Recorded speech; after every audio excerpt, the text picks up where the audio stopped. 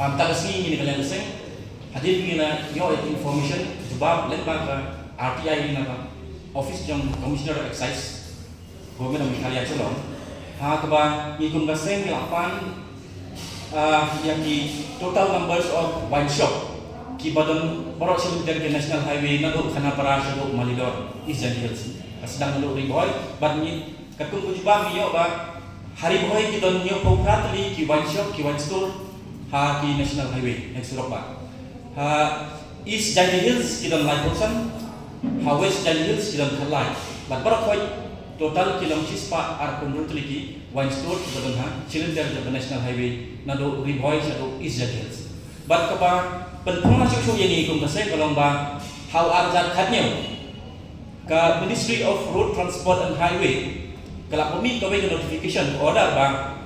ban of legal shop along the national highway kalau kam Ministry of Transport and Highway kalau kamu tu sudah arjat katnya ban ke Supreme Court kalau kami notification mau arjat katnya ban kam mau iki wine shop di Batam Surok national highway hendak lihat kebapula belum hakat state government kejongi ban Haduh mentah mana ngilang ini kini ki wine store, but kalau bikin kin tho kini ki dukan dari ki wine shop dari wine store di nak dek kai code shop open. Habangi keli lembak akai juga keli furnish details pertaining to the code shop open quoted by all the wine shop in the states of Meghalaya. Kalau kejubak kalau no comments. But kalau jikeli kalau whether the code shop open is a legal term authenticated by the excise department and the state government. If no, kindly provide me this abstract theory and the core concept of the code shop open.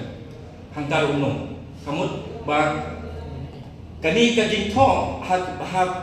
baru ki wine store shop open kamu tangban darab jol dan ban buri yang ketiga ban yada ban tep meal yang kita ki ka notification ni ko order pa pemi ka Supreme Court ka Ministry of Road Transport and Highway kamut ba kini baru kay kini ki wine shop ki badan baru shelter kini sana highway ko ka jalan ki yang ki illegal ka notification the Ministry of Road Transport ba ka Supreme Court naman kim claim obtain ki documents ki documents ki ba lap tha ka Ministry of Road Transport and Highway ba ka Supreme Court te kini kalong kay ba ni kum kaseng ni la panji pensyai na commissioner of office yung commissioner of excise mandagasi but iklam yola bali kudo but commissioner dari nila pulap ya kaniga jingtho kaniga ban panji syai kalau kanu belum rin ba kini ki wine shop ki badan baru silenter dengan sana ki yola ban bo dan ki yola ban play but ni negara keseng ni ai for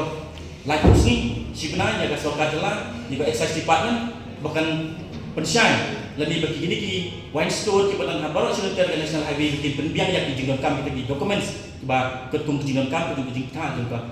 Ministry of Road Transport and Highway berkas Supreme Court.